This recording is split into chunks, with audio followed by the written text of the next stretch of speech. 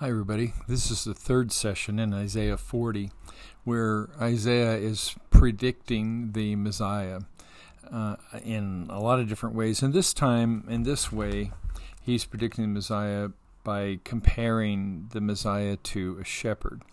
And he says this in 40, verse 11. He says, "He will feed his flock like a shepherd. He will carry the lambs in his arms, holding them close to his heart. He will gently lead the mother sheep with their young." Now, you probably know, if you've been listening about Jesus for any length of time, that he's called the Good Shepherd, and there's lots of stuff in the New Testament about Jesus being the shepherd for the sheep. And probably the best place for that is John 10. And I'm going to read a good portion of that now, just because it picks up on this prophecy by Isaiah. And it's Jesus speaking. And he says, "I tell you the truth, anyone who sneaks over the wall of the sheepfold rather than going through the gate must surely be a thief and a robber. But the one who enters through the gate is the shepherd of the sheep.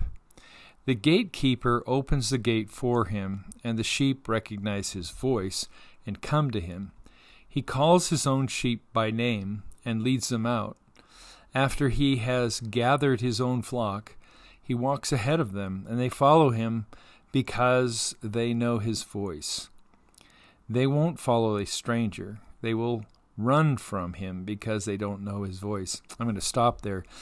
When I was in Israel, we went to Nazareth, and there's a living history museum there, kind of showing what it was like during the time of Jesus in that small town of Nazareth. And one of the things they have there is sheep, and they have a shepherd who takes care of them.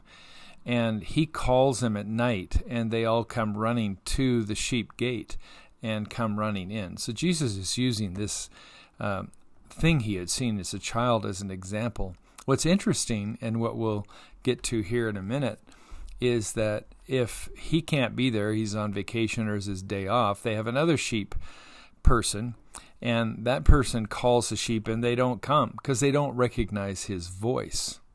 So there's Jesus just taking common stuff and showing that he is the answer to that. Going on verse 6, it says, "Those who heard Jesus use this illustration didn't understand what he meant, so he explained to them. I tell you the truth, I am the gate for the sheep. All who come before me were thieves and robbers, but the true sheep did not listen to them. Yes, I am the gate. Those who come in through me will be saved. They will come and go freely and will find good pasture." This is Jesus talking about those who are in him are going to be able to come and go and be protected by the Good Shepherd. They will come and go freely and find good pasture. The thief's purpose is to steal and kill and destroy. My purpose is to give them rich and satisfying life. Well, there you go. Jesus saying that what he wants to do is give you a rich and satisfying life. I don't think that means money. I think that means a full, wonderful life. I am the Good Shepherd. The Good Shepherd sacrifices for his sheep. A hired hand will run when he sees the wolf coming. He will abandon the sheep because they don't belong to him, and he isn't their shepherd. And so the wolf attacks them, scatters the flock. The hired hand runs away because he's working only for the money and doesn't really care about the sheep.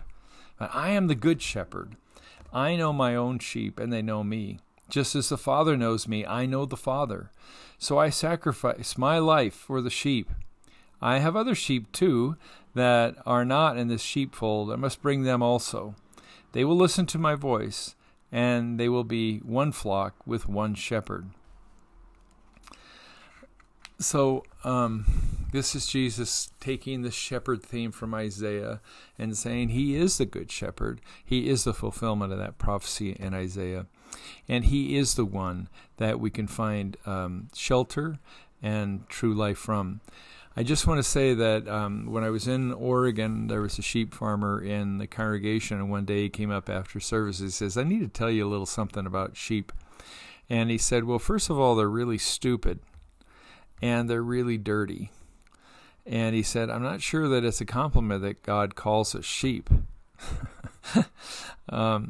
I think, though, it might be the truth. And maybe that's why God used sheep as an example for us, that we are sinners and that we need his grace, and we need the Good Shepherd in our lives. So be looking to the Good Shepherd for all things. God bless. Have a great day.